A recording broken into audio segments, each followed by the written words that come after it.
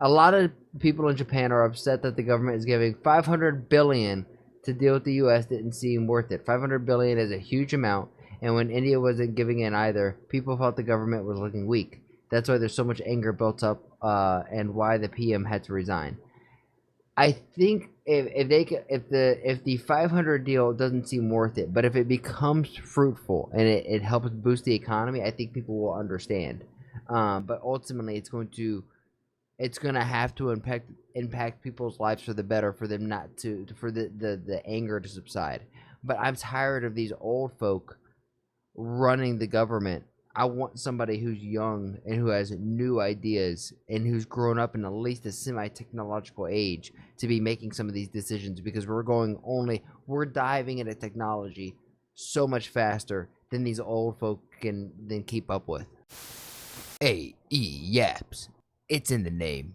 Japan's prime minister resigns. Here's why it matters to the world.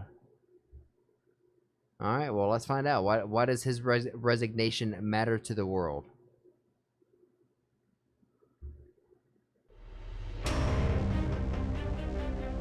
Yeah, I even talked about this earlier. I was like, yo, I think the Japan's prime minister was going to resign. So I'm glad that we actually have a video to learn about this.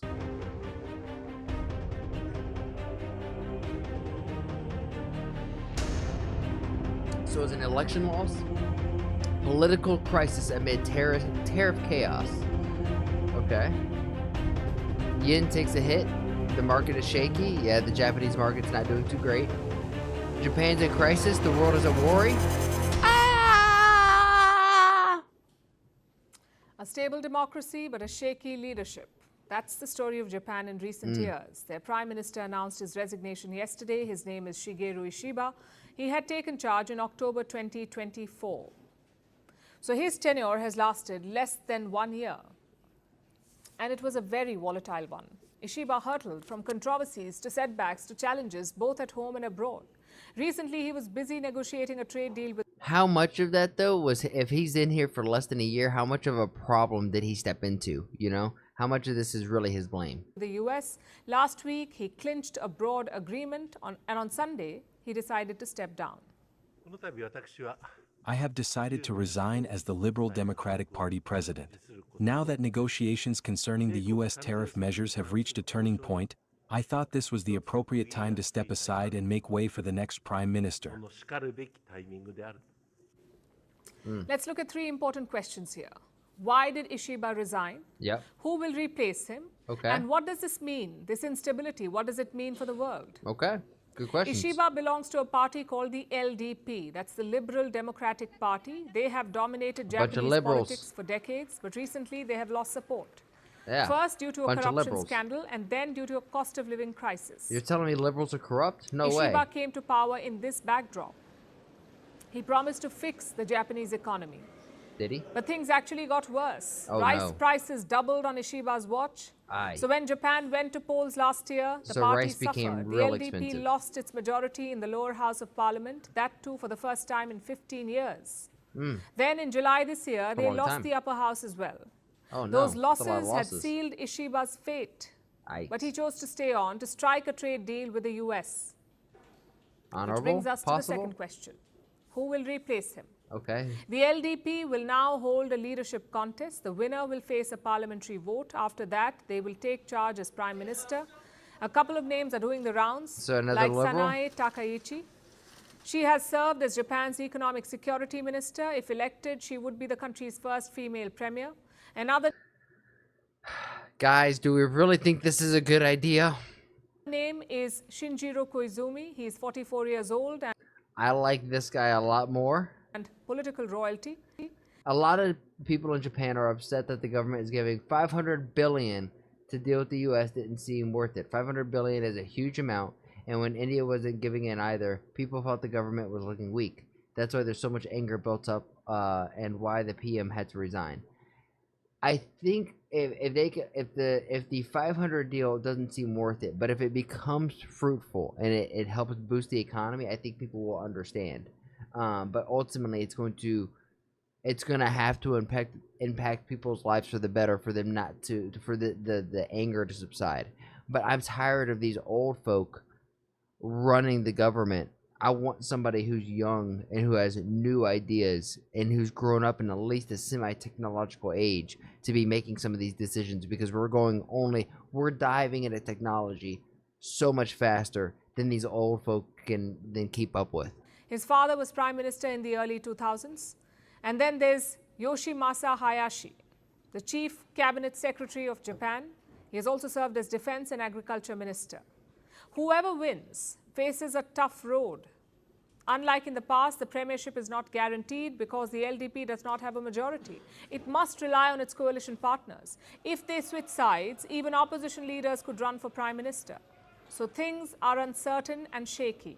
Which brings us to the last question. What does it mean for the world? Well, Japan is a crucial cog in the global system. It is the fifth largest economy in the world. It is well Shout out to integrated India into the becoming global number supply 4. chain. It manufactures chips, cars, and electronics, and it is a key US ally. So simply put, True. what happens in Japan affects all of us, which is why this leadership crisis is worrying. In the last decade, Japan had a stable leadership. It was led by one prime minister from 2012 to 2020, and that was Shinzo Abe. When he retired, I think I remember this guy. after he retired rather, it's been a revolving door. Yoshihide Suga was prime minister for 1 year. Fumio Kishida was prime minister for two and a half years, and then Shigeru Ishiba for less than 1 year. Such instability is bad news for Japan and the world, and I'll give For sure. And it's like, this is once more, how much of the issues that Japan is facing is really his issue if he's not even been here for a year. You know, this guy was there for a year. He probably had some ideas. There's probably some things that needed fixing. He was only there for a year. So it's not like you could fix an entire economy. And at that point in time, the third largest economy in the world within a year, right? So he gets booted. Then you have this guy. This guy's at least there for a few more years. Like, he could have at least, I don't know, piggybacked off this, but he may have his own ideas. So he has to, you know, do a whole year of undoing what this guy did to get his ideas implemented. It's a lot. Like, how much, once more, how much of this is Ishiba's fault? you two main reasons why. I don't Number think it's one, 100. economic heft.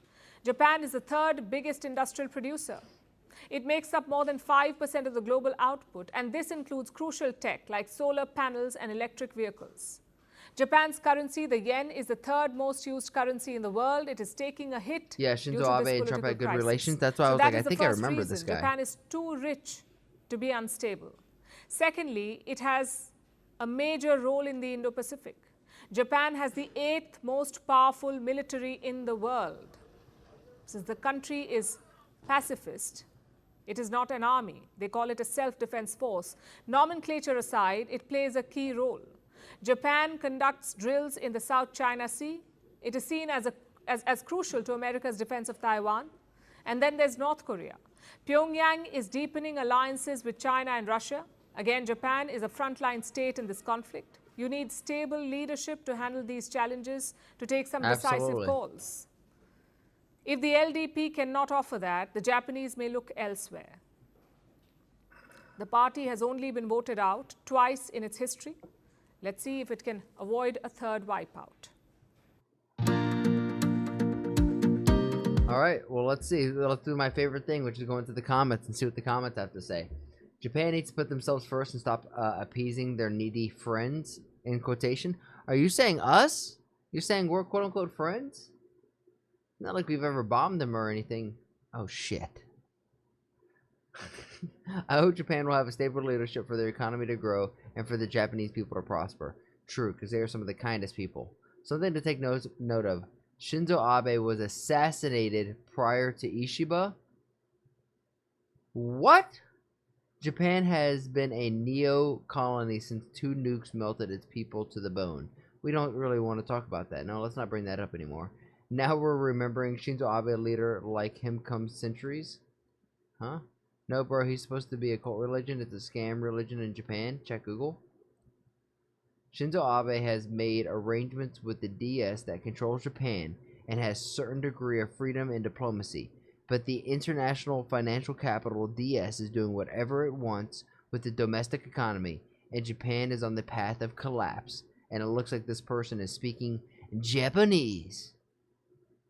Japan needs a stable leadership, or it is the US that needs an easy to control prime minister. I think Japan just needs good, stable leadership that's going to do what's best for Japan, which I also just think means being good allies with the United States. But I may be biased to that. Japan is a great nation, but it needs to put their interest of her citizens first rather than continuously appeasing the U.S. It's tough because like it's a two-way street. Like a good economy is one that has friends that has good trade relations, X, Y, and Z. People need to understand that there's a lot more. They've been saying America first since Trump. Why Japanese people shouldn't say Japan first? I mean, they feel that way. They should. Many of Japan's prime ministers are not purely Japanese, but of Chinese descent, and only have Japanese sounding names. Jesus, I love this.